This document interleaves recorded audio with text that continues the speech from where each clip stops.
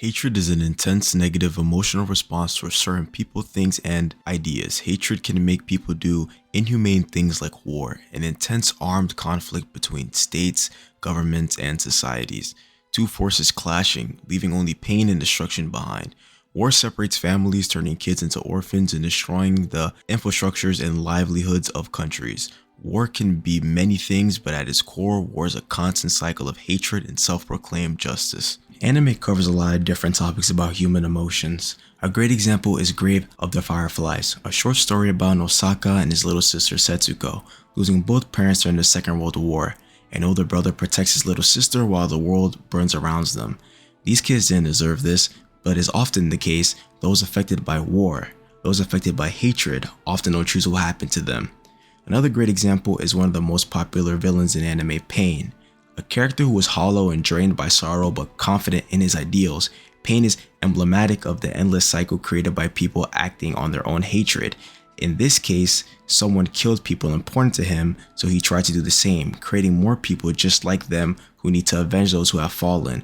While it is an extreme example, it is not one that is difficult to understand. Pain shows us everybody feels the same pain, and hatred is a constant cycle. Fullmetal Alchemist is another anime that addresses these kinds of themes, with the hatred in anime that people carry being a thread that follows through the entire series. Arakawa shows us multiple examples of how anger can affect people's emotions. However, she does not shy away from the understanding that both hatred and anger are natural parts of human experience, and that they don't necessarily have to be negative. You don't have to block out anger. It is a part of being human. It could even be beneficial in some aspects of life. You can use it, but never be consumed by it. And of course, Scar is a character who demonstrates both the harm that being consumed by hatred can cause, as well as the benefits of being able to control and utilize your anger as a motivator. In the beginning, Scar's vengeance blinded him to the point he became a killing machine.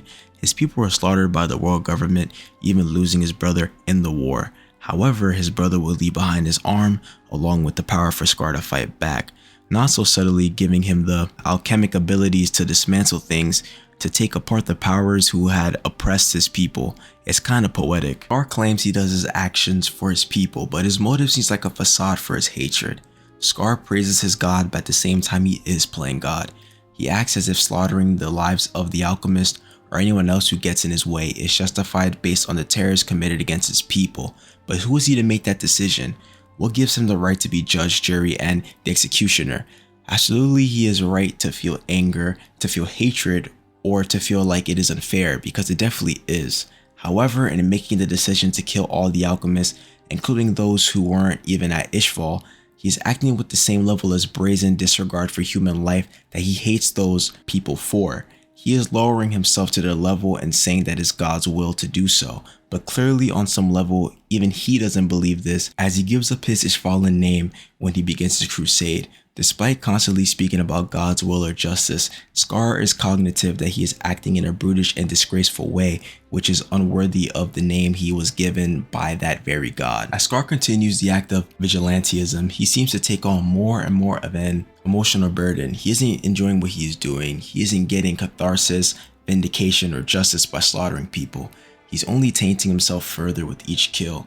As he continues, this becomes less a quest for getting even and more of an act to self-flagellation, of punishing himself before God by pushing forward as a part of the cycle of hatred he was opposing. When Scar and Winry meet, it's a life-changing moment for the both of them. Winry staring into the eyes of her parents' murderer, and Scar accepting his fate and telling Winry she would not be wrong for killing him. In some ways, probably hopeful to see someone else make the same choices he made. After all, in his mind, it is human nature to strike back against those who have hurt you or taken from you, but she doesn't. Winry instead decides that she would rather put an end to the violence and senseless murder. She might not be able to fully forgive him, but at the very least, she was choosing to not become the person who had hurt her by taking his life. Killing Scar wouldn't bring her parents back, but it would take him away from those who cared about him and further the pattern of retaliation, and Winry understands that. And this is the moment that Scar's entire worldview and philosophy comes crashing down around him. Perhaps it wasn't human nature to act this way. Maybe it was simply the easiest path or the path of least resistance to give into your own hatred. This decision places Scar face to face with the reality of his own cruelty, and as a result, we see him speaking very differently about God going forward. He isn't excusing his actions by claiming it is God's will anymore. He is instead looking to atone for his actions and make things better. This encounter changes his motives, and he tries looking towards a more positive outlook. He sees more meaning in the lives of the people he crosses paths with.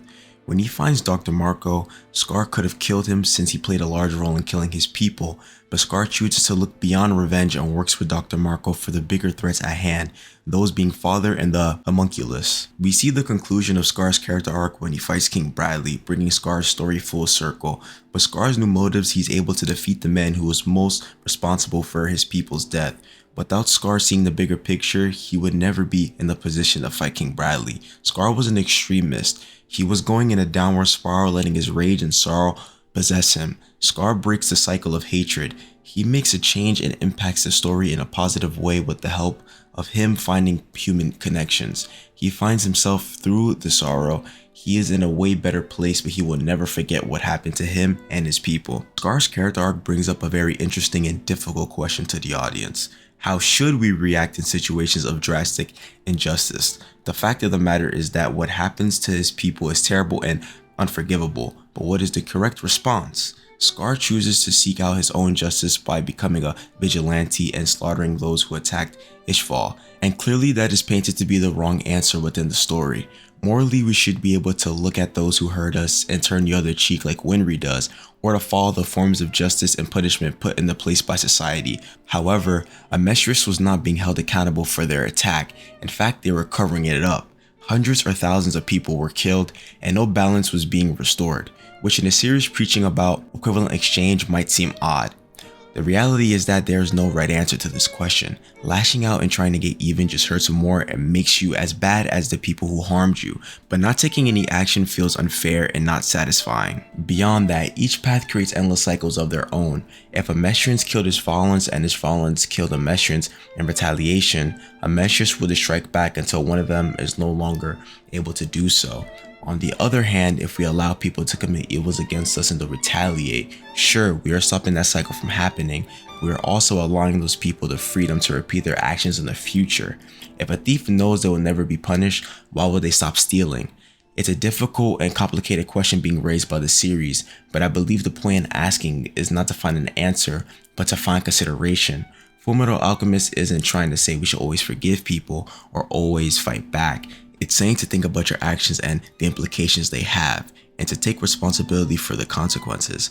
And Scar's character arc is a perfect example of what learning that lesson looks like. If you guys like this type of content, let me know down below inside the comments, and don't forget to leave a like and subscribe. I'll see you guys in the next video. Peace.